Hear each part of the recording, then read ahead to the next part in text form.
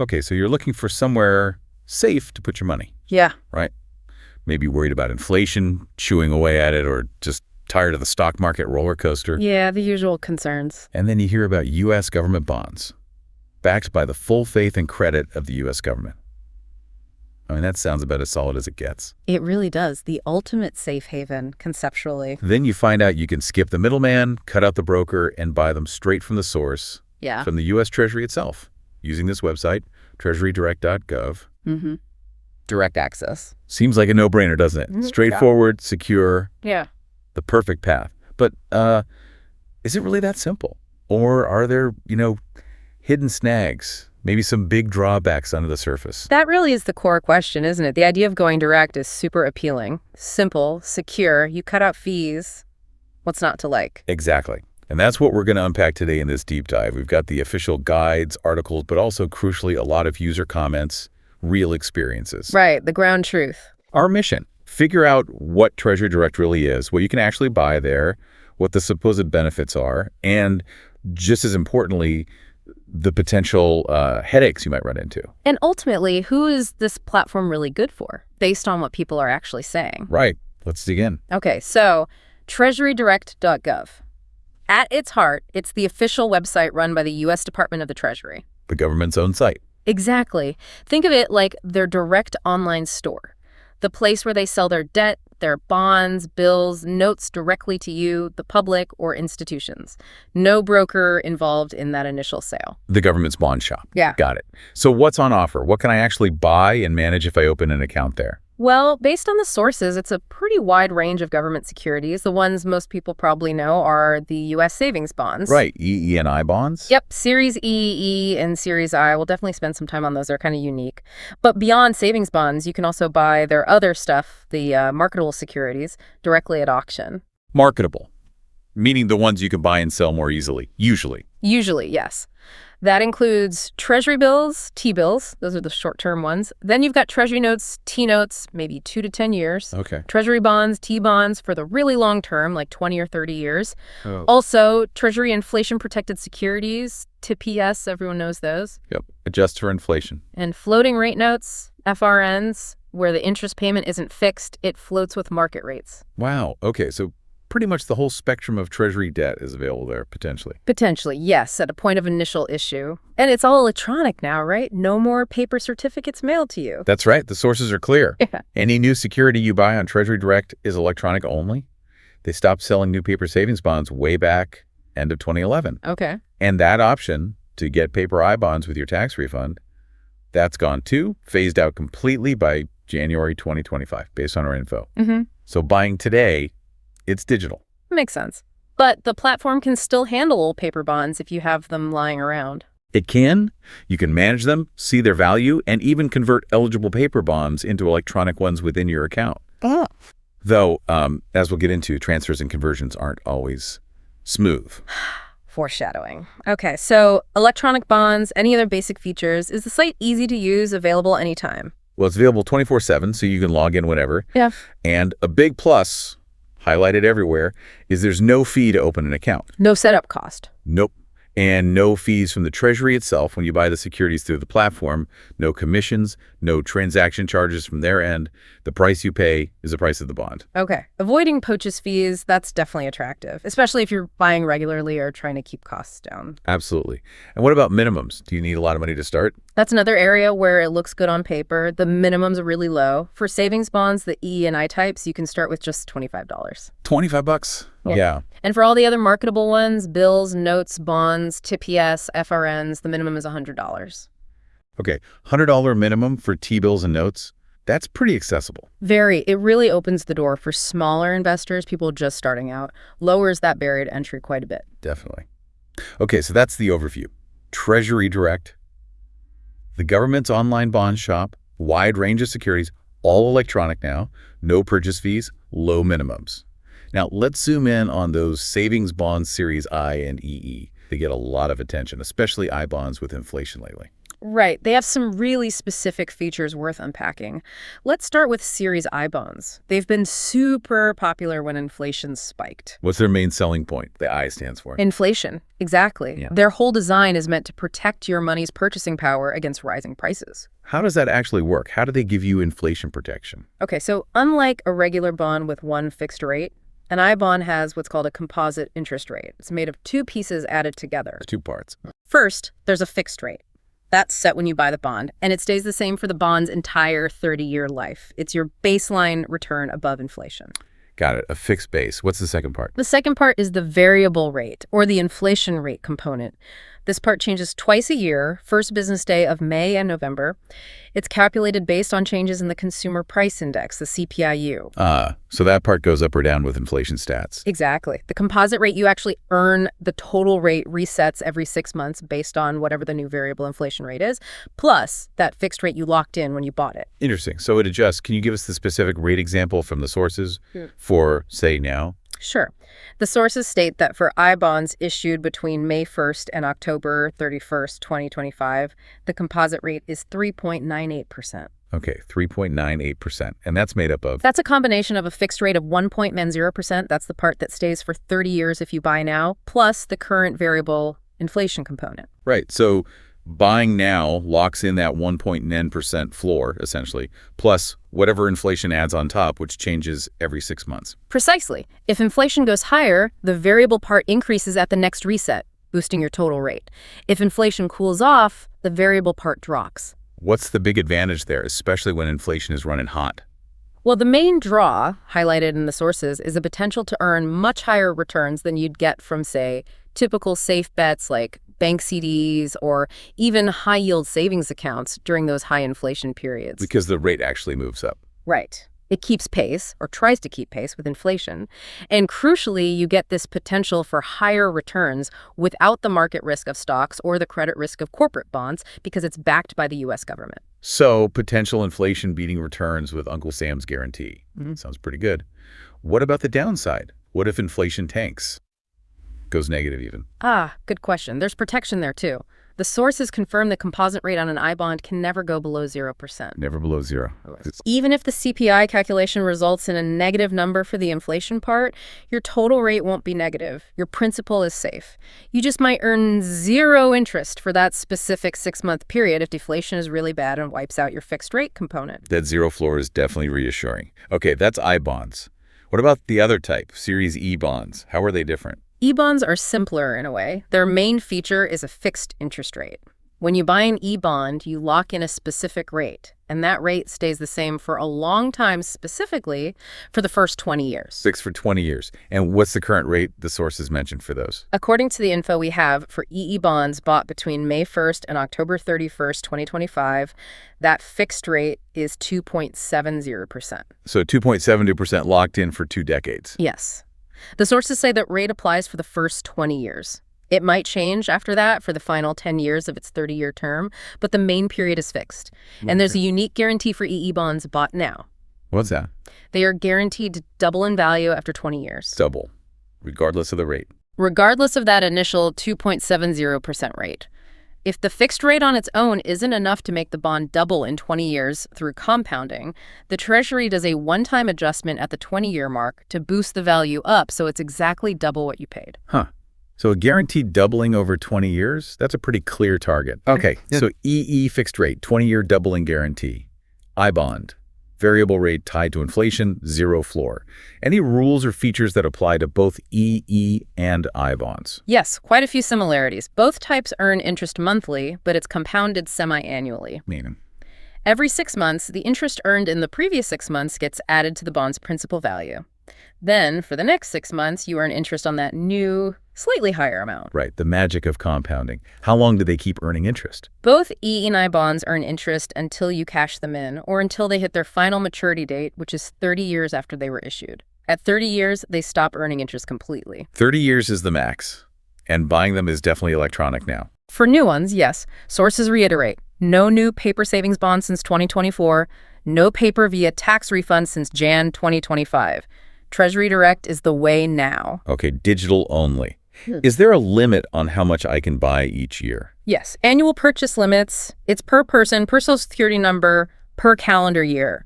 You can buy up to $10,000 electronically in Series E bonds, Yeah. and separately up to $10,000 electronically in Series I bonds. Ah, so 10K of each type, meaning $20,000 total per person per year, direct from Treasury Direct. That's the max for electronic purchases, yes. Good to know. Now, liquidity. If I buy one of these, how soon can I get my money back if I need it?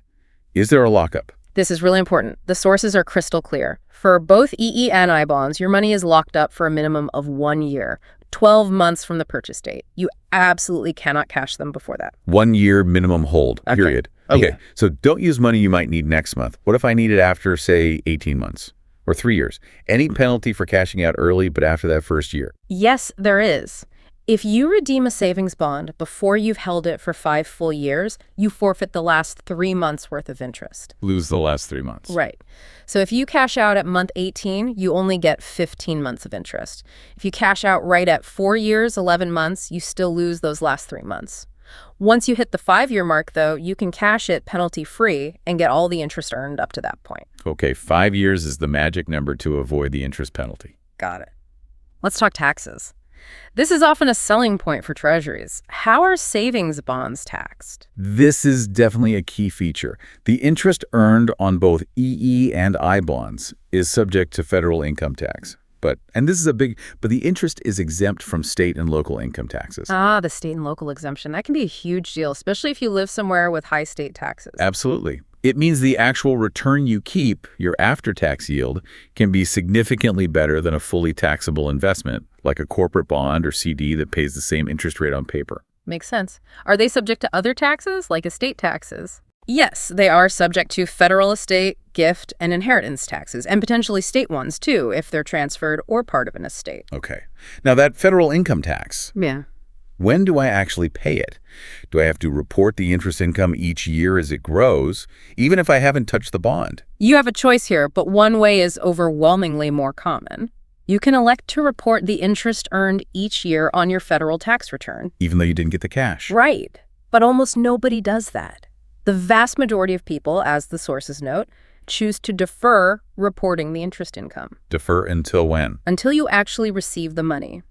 That happens either when you cash in the bond or when the bond hits its final 30-year maturity, whichever comes first.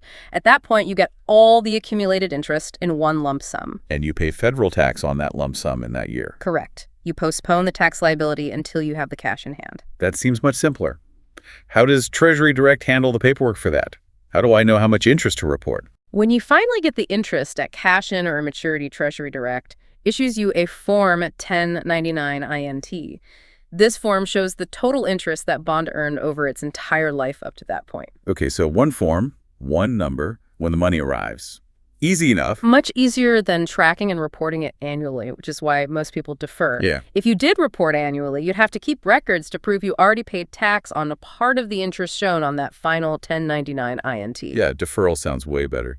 Any other special tax breaks for savings bonds? Yes, one more potential benefit mentioned is the education tax exclusion. If you redeem EE or I bonds and use the money to pay for qualified higher education expenses like college tuition and fees, the interest might be excluded from federal income tax. Might be. Yeah, it's not automatic. There are income limits, rules about who owns the bond, timing, etc. It mainly helps lower and middle-income families saving for college. You have to check the specific rules for the year you redeem. Gotcha. Worth looking into if you're saving for education. And quickly, what if ownership changes? Like you give a bond to someone. The sources touch on that. Generally, whoever owned the bond while the interest was accruing owes the federal tax on that interest. If a bond is reissued, Treasury Direct tries to track who earned what. But it can get complicated, especially with older paper bonds. The basic idea is tax follows the interest earned. Okay, that makes sense. So savings bonds covered, EEBSI, the lockup, the penalty, the purchase limits, state tax exemption, deferred federal tax, education benefit. Phew. Now, what about those other things? Treasury Direct sells the T-bills, notes, bonds, TPS, FRNs. How does buying those there compare to using my regular brokerage account? Right. This is where things get really different, and we need to talk about the primary market versus the secondary market. Okay. And Treasury Direct is the primary market. Exactly. The primary market is where the Treasury first issues new securities. When you buy bills, notes, bonds, TPS, or FRNs on Treasury Direct, You're participating in a Treasury auction. You're buying brand new debt directly from the government at the price set in that auction. Buying straight from the source at auction. What are the pros of doing that through Treasury Direct? The sources list a few advantages. First, as we said, no brokerage fees or commissions from the Treasury on the purchase. You're getting it at the auction price. The direct price. Right. It's the official government platform. Also, the process lets you put in your bid, usually a non-competitive bid, which is easier for individuals even if the money isn't sitting there right away. They only pull the funds from your linked bank account on the settlement date when the security is actually issued. Okay, that's convenient. And specifically for T-bills, that $100 minimum increment on Treasury Direct can be lower than what some brokers require for primary market T-bill purchases. So no purchase fees, direct auction price, maybe lower minimums for T-bills. Sounds good. What's the catch? What are the downsides of buying these marketable securities on Treasury Direct? Now we get to the significant drawbacks. The sources, and especially user reports, highlight some major issues here. First, just the buying process itself. You can only buy during specific auction windows. Right, you have to know the schedule. You do. And while non-competitive bidding is simple, you just agree to accept the average price competitive bidding where you specify a yield can be complex if you're not experienced. Okay, timing and potential complexity. Yeah. But what about after you buy them? That seems to be where the real problems start, based on what I've heard. That is absolutely the critical point. This is the single biggest limitation stressed across the sources, the major pain point. If you buy marketable securities, bills, notes, bonds, 2PS, FRNs on Treasury Direct, you cannot sell them on Treasury Direct before they mature. Wait, say that again? You can't sell them at all on the site. Not on the Treasury Direct platform itself. There is no sell button for these marketable securities within your Treasury Direct account. So if I buy a 10-year T-note on Treasury Direct and I have an emergency 5 years later and need the cash, I'm just stuck. I have to hold it for another 5 years. You are stuck on Treasury Direct. You can't sell it there. To get your money out before maturity by selling the bond, you have to go through a transfer process. Transfer to where? You have to transfer the security out of your Treasury Direct account and into an account at a brokerage firm like Schwab, Fidelity, Vanguard, etc. that deals in the secondary market. Okay. Only after that security successfully lands in your brokerage account can you then sell it like any other bond on the secondary market. Okay, so there is a path to selling, but it involves this extra step, transferring it out first. And I'm guessing from your tone that transfer process isn't exactly quick and easy. Quick and easy are definitely not the words used in the sources. User experiences describe the transfer process out of Treasury Direct as, well, tedious, cumbersome, archaic. Uh-oh, like what? Reports say it often involves downloading forms, printing them out, filling them in by hand, and physically mailing them. Mailing forms in 2025. Apparently. And worse, it frequently requires getting something called a medallion signature guarantee. A what now? A medallion signature guarantee. It's like a super notary stamp from a financial institution verifying your identity and signature. And the problem is, they can be really hard to get these days. Not all banks offer them. The ones that do might only do it for their established customers, and it requires an in-person visit. Wow. So physical paperwork, snail mail, and a special hard-to-find stamp just to move my own bond from the government's website to my broker. That sounds like a nightmare. It does sound incredibly clunky. And then there's the time it takes. Yes, the processing time for this medieval-sounding process. This is maybe the most alarming part. Users report significant, unpredictable delays. The sources cite experiences where these transfers have taken anywhere from 6 weeks up to 12 months in complex situations. 6 weeks to 12 months just to move a bond so I can sell it. That's what users have reported. While the Treasury apparently says they're improving times, the potential for multi-month delays seems very real based on these accounts. That's not just inconvenient. That's a serious lack of liquidity. If I need money in an emergency, waiting potentially a year is completely unacceptable. It absolutely demolishes any sense of flexibility. The sources share this story, an anecdote, about someone who bought a 20-year Treasury bond on Treasury Direct. They planned to transfer it fairly quickly to their brokerage for easier management. Okay, reasonable plan. They got stuck in the transfer process for an entire year, locked out of that money, unable to manage it or sell it for 12 months, completely derailed their strategy. A year. That story just nails it. This transfer issue, The lack of liquidity for marketable securities, it sounds like the absolute Achilles heel of Treasury Direct. It really seems to be. It leads directly to what one source calls the one key rule for using Treasury Direct. Okay, lay to me, the one key rule. Never, ever purchase any marketable security, T-notes, T-bonds, TPS, FRNs on Treasury Direct if there is even the slightest chance you might need or want to sell it before it matures. Wow, that's blunt. Because getting it out to sell it could take forever. Exactly. The process is too slow and unreliable for premature access. It makes those securities effectively illiquid while held on the platform. Okay, that's a critical warning. Are there any exceptions to that rule? You mentioned savings bonds are different and T-bills mature fast. Yes, exactly. The sources point out two main exceptions where this never buy if you might sell early rule doesn't really cause a problem. First is savings bonds, EE and I. Right, Because while they have that 1-year lockup, after that year, you can cash them in directly on the Treasury Direct website. The redemption process for savings bonds is built into the platform and reportedly works reasonably well. Funds usually hit your bank in a few business days. Okay, so savings bonds are safe from this rule because TD handles the redemption itself after year 1. What's the other exception? Short-term Treasury bills, T-bills. Why are they okay? Because their maturities are so short, think 4 weeks, 8 weeks, up to 52 weeks. People buying T-bills usually just plan to hold them until they mature anyway, which isn't far off. Right, you don't typically need to sell a 4-week T-bill early. Exactly. And the Treasury Direct platform seems to handle T-bill maturity and reinvestment pretty smoothly.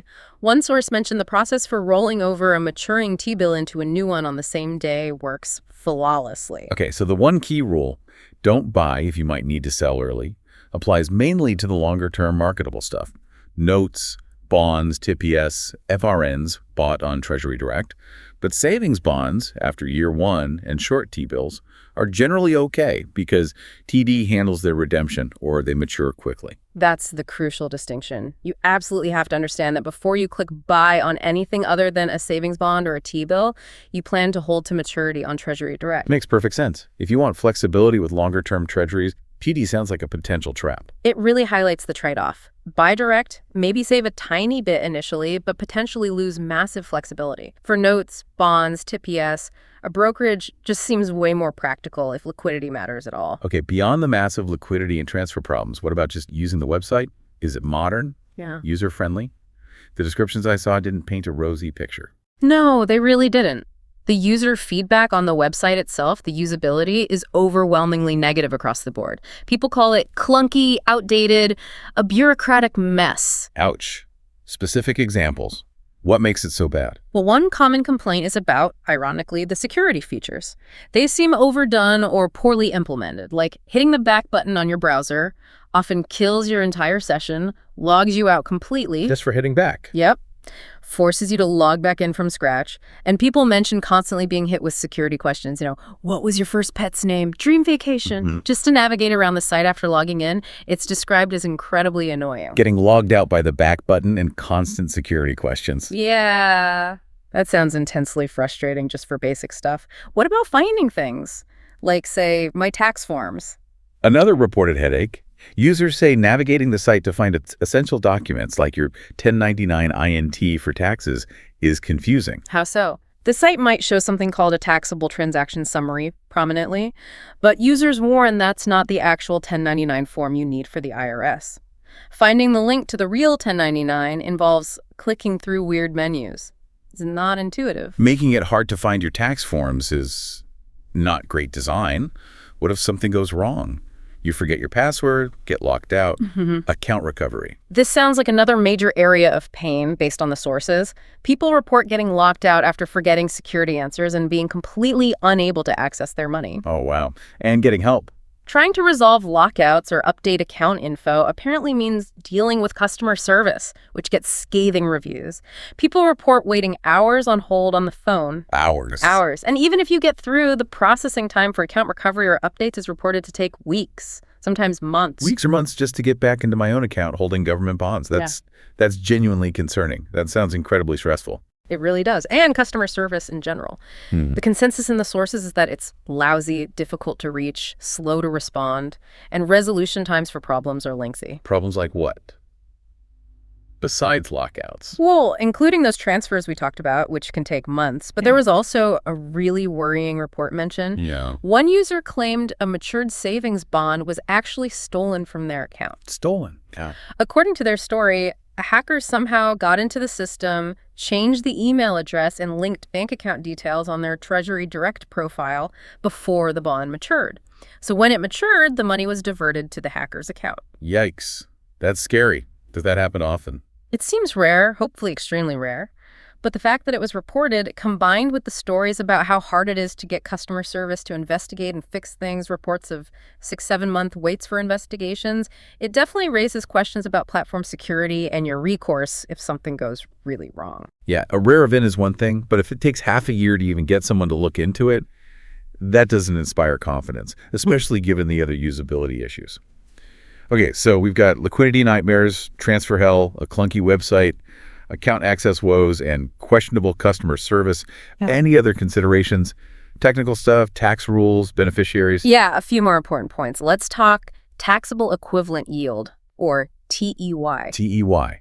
I know that for comparing muni bonds to taxable bonds. Does it work for treasuries too? Sorta, yes. It helps you quantify the benefit of that state and local tax exemption we talked about. Remember, Treasury interest is federally taxed, but not by states or cities. Right. TEY calculates what yield a fully taxable investment, taxed at federal and state local levels, would need to offer to give you the same after-tax return as the Treasury security. Okay. It levels the playing field for comparison. How do you figure it out? The formula is Treasury yield, your state tax rate. The source gives an example. Treasury yields 5.45%. You live in California, state tax rate 12.3% or 0.123. So you calculate 0.0545, 10.123. That's 0.0545, 0.877, which comes out to about 0.0621 or 6.21%. So for that Californian, a fully taxable CD or corporate bond would need to pay 6.21% just to match the take-home pay from a 5.45% Treasury because of the state tax savings. Exactly. It really shows the value of that exemption, especially in high-tax states. Now, another big one, retirement accounts. Can I hold my Treasury Direct bonds in my IRA or Roth IRA? Nope. Big limitation here. You cannot open or hold securities within a tax-deferred retirement account like an IRA, Roth, or 401k directly on the Treasury Direct platform. Really? So if I want treasuries in my IRA? You have to use a brokerage firm that offers IRAs and can buy treasuries for you. Why is this such a big deal, especially for something like tips? Because of phantom tax. Remember, tips have two return components, the coupon payment and the inflation adjustment to the principal. Yeah. In a regular taxable account, like your standard Treasury Direct account, the IRS makes you pay income tax every year on both the coupon and that inflation adjustment, even though you don't get the cash from the inflation bump until maturity or sale. Ugh. Paying tax on money I haven't actually received yet. That's the phantom tax. That's it. And it makes holding tips in a taxable account pretty inefficient. Holding them in a tax-deferred IRA or 401k at a brokerage avoids this phantom tax issue because you don't pay tax until withdrawal and retirement. So for tips especially, using a brokerage for your IRA seems almost essential for tax reasons. Treasury Direct just doesn't work well for that. It's a major drawback for long-term tax-sensitive investors using TPS. Okay, one more area. Estate planning. Joint accounts, beneficiaries. How does Treasury Direct handle that? Can my spouse and I have a joint account? Not really a true joint account like at a bank or brokerage. You can register individual securities in two names, like owner A with owner B, or you can name a beneficiary using a POD pay on death registration. Okay, so you can designate co-owners or heirs on specific bonds. Does it work smoothly when someone passes away? The user feedback suggests not always. People report significant hassles and long delays dealing with Treasury Direct after a death. Like what? One example mentioned it taking over 6 months just to get I-bonds transferred to the surviving spouse, even though they were registered jointly with the with designation. Others talked about tons of paperwork, maybe needing that medallion signature guarantee again, certified death certificates, and then months of waiting for the assets to move to the heir's account. Wow. So even setting up beneficiaries might not avoid major administrative headaches and delays for your heirs through Treasury Direct. That sounds much more complicated than how brokerages typically handle inherited accounts. That's the impression given by the user reports, yes. Bye. Another potential friction point. Okay. My head is spinning a bit. We've covered a ton in hen. What it is, what you can buy, savings bonds deep dive, primary versus secondary markets, the huge liquidity and transfer issues, the website woes, customer service nightmares, TEY, no IRAs, phantom tax, potential estate hassles. Let's try to synthesize.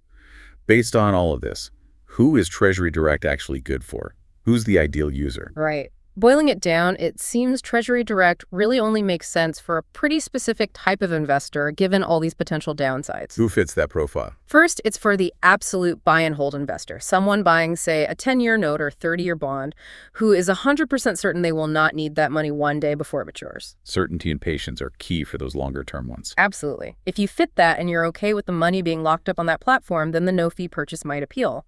Second, it's good for people laser-focused on the lowest possible entry point, that $45 for savings bonds or $100 for other treasuries, and avoiding any initial purchase cost is their top priority. So prioritizing low minimums and zero purchase fees above all else. Pretty much.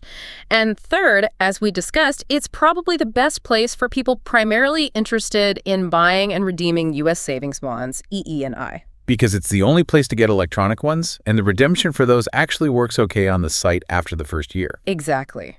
The core savings bond buy redeem function seems to be its most reliable feature, despite the clunky interface surrounding it. Okay, so strict buy and hold investors for notes, bonds, TPS, people needing the absolute lowest minimums, and savings bond buyers. That's the target audience. Oh. Now let's hammer home the downsides again. Quick recap of the biggest red flags. Biggest ones. Number 1. Severe lack of liquidity for marketable securities. Notes, bonds, TPS, FRNs.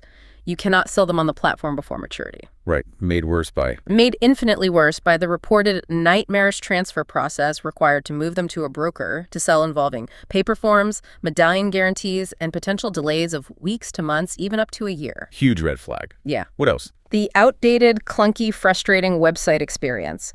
Getting logged out, constant security questions, hard to find info, problems with account access and recovery, potentially locking you out for long periods, generally poor customer service with long waits and slow resolution. Okay.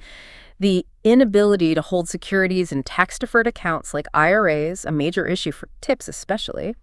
And finally, the reported complexities and delays for heirs dealing with co-owned or beneficiary bonds after a death. That's quite a list of potential problems. It really paints a picture of trade-offs. Absolutely. That's the bottom line here. Okay, so let's tie this all together.